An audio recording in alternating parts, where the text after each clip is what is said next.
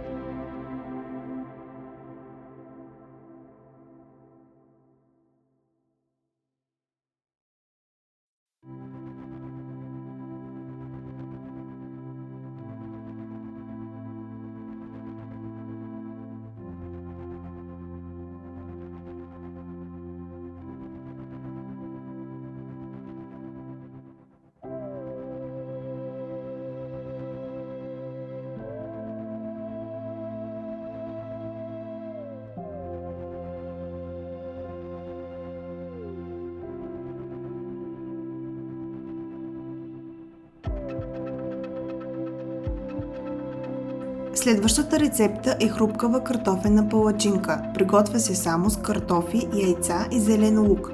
Чудесен вариант за бърз обяд или лека вечеря с малко продукти и много вкус.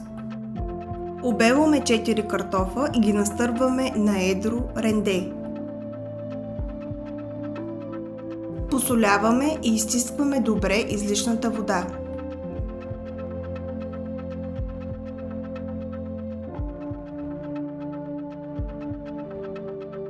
Слагаме картофите в тиган с малко олио.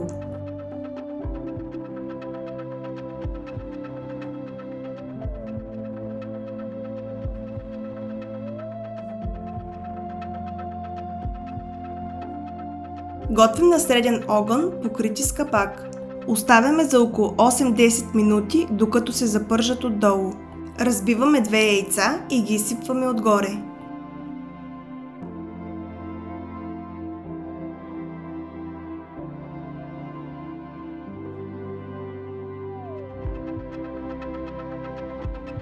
Добавяме нарязан зелен лук. Покриваме и готвим още около 5 минути. Обръщаме палачинката внимателно, готвим без капак още 5-6 минути за хрупкава коричка.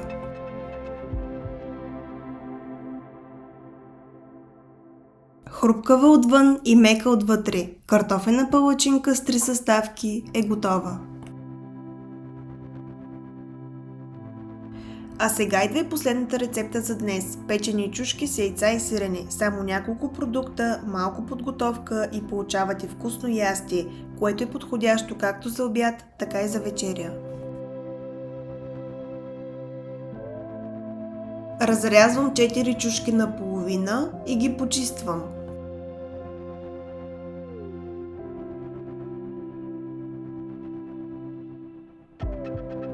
Намазвам чушките с малко олио, за да се запекат по-хубаво. След това добавям натрошеното сирене.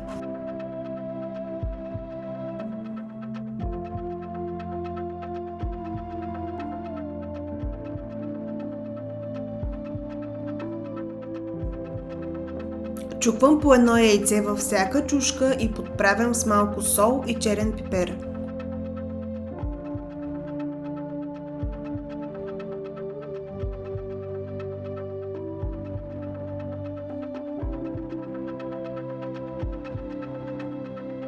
Пека на 190 градуса за около 20-25 минути.